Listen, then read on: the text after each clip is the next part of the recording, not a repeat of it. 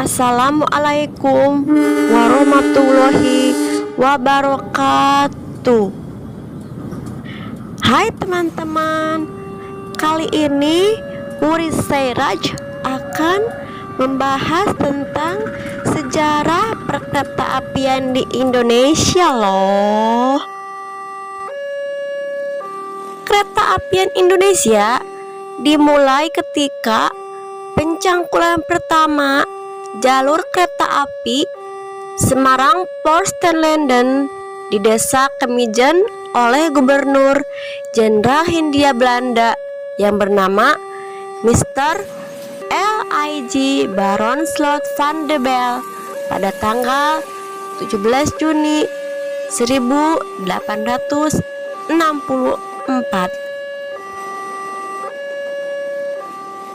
Pembangunan ini dilaksanakan oleh perusahaan swasta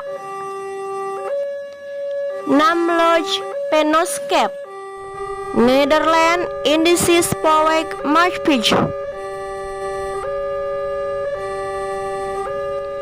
Sementara itu, pemerintahan Hindia Belanda membangun jalur kereta api negara melalui Stadspoorwegen pada tanggal 8 April 1875.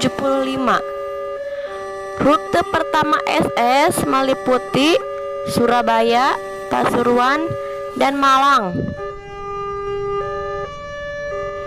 Selain di Pulau Jawa, pembangunan jalur kereta api dilaksanakan di Aceh pada tahun 1876, di Sumatera Utara pada tahun 1889, di Sumatera Barat pada tahun 1891, di Sumatera Selatan pada tahun 1914, dan di Sulawesi pada tahun 1922.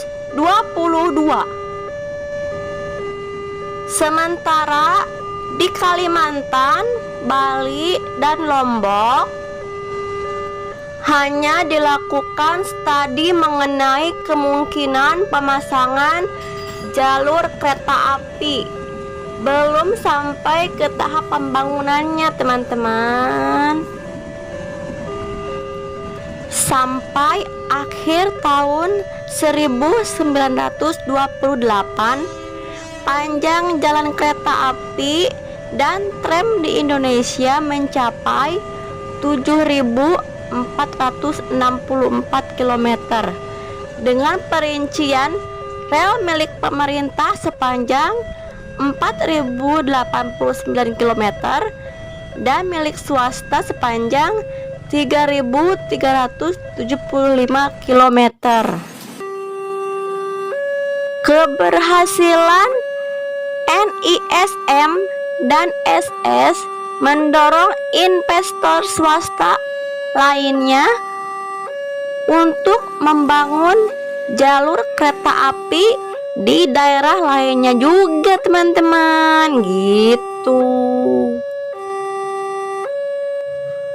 Pada tahun 1942, pemerintahan Hindia Belanda menyerah tanpa syarat kepada Jepang.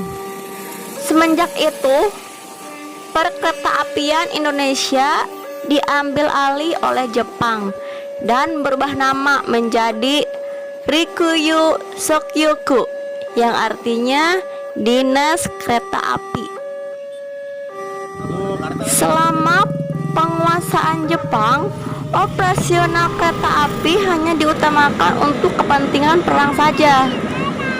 Namun, Jepang juga melakukan pembongkaran rel sepanjang 473 km yang diangkut ke Burma untuk pembangunan jalan kereta api di sana.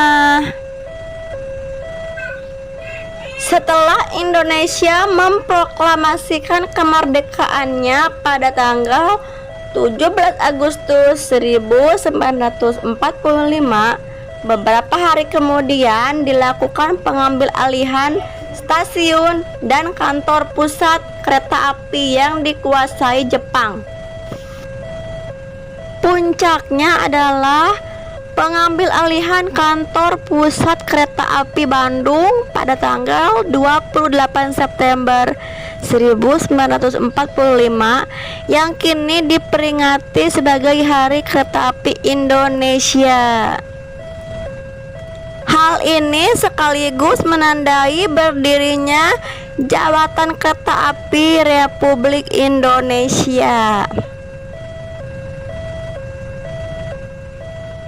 Pada bulan Desember tahun 1949, antara DKARI dan SS digabungkan sehingga pada tahun 1950 menjadi Jawatan Kereta Api.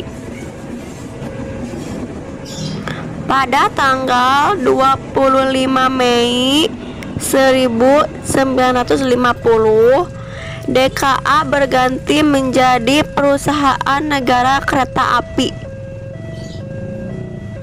Pada tahun 1971, struktur PNKA berubah menjadi Perusahaan Jawatan Kereta Api. Pada tahun 1991, PJKA berubah bentuk menjadi Perusahaan Umum Kereta Api. Dan pada tahun 1998, Perumka berubah menjadi PT Kereta Api Indonesia. Saat ini PT Kereta Api Indonesia memiliki 7 anak perusahaan, yaitu pada tahun 2003 KAI Service, pada tahun 2006 KAI Bandara, pada tahun 2008 KAI Komuter, pada tahun 2009 KAI Wisata, KAI Logistik, dan KAI Properti. Pada tahun 2015 PT Pilar Sinergi BUMN Indonesia.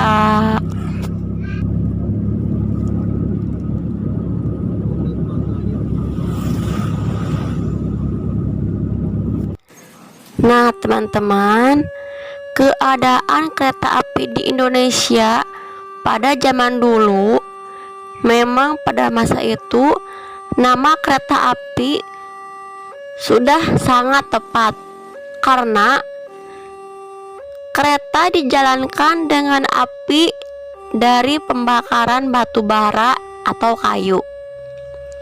Sedangkan sekarang sudah memakai diesel atau listrik, sehingga lebih tepat kalau disebut kereta rel, artinya kereta yang berjalan di atas rel dengan diesel atau dengan listrik. Kereta dibagi menjadi 3 istilah. Yang pertama, kereta penumpang. Kereta penumpang adalah sarana untuk mengangkut penumpang. Yang kedua, gerbong. Gerbong adalah tempat untuk mengangkut barang. Dan yang ketiga, kettle. Kettle adalah bagian kereta untuk mengangkut barang cair. Sejak dahulu, Kereta dibuat secara lokal dengan sasis dan rangka baja, sedangkan bodinya dibuat dari kayu. Pada waktu itu belum ada pendingin udara atau AC, sehingga kelas kereta dibedakan jenis kursi dan jumlah kursi per keretanya. Kelas 1 terdapat 3 tempat duduk per baris. Kelas 2 terdapat 4 tempat duduk per baris. Dan kelas 3 terdapat 5 tempat duduk per barisnya, teman-teman. Sehingga tiap kereta kelas 3 terdapat 60 sampai 75 tempat duduk. Sedangkan tiap kereta kelas 2 terdapat 24 sampai 32 tempat duduk. Dan tiap kereta kelas 1 terdapat 12 tempat duduk, teman-teman. Nah, biasanya kereta kelas 1 dan kelas 2 menjadi satu, sedangkan kereta kelas 3 tersendiri. Namun, kelas 1, kelas 2, dan kelas 3 dirangkai dalam satu rangkaian gitu, teman-teman. Sekian dari saya. Wassalamualaikum warahmatullahi wabarakatuh.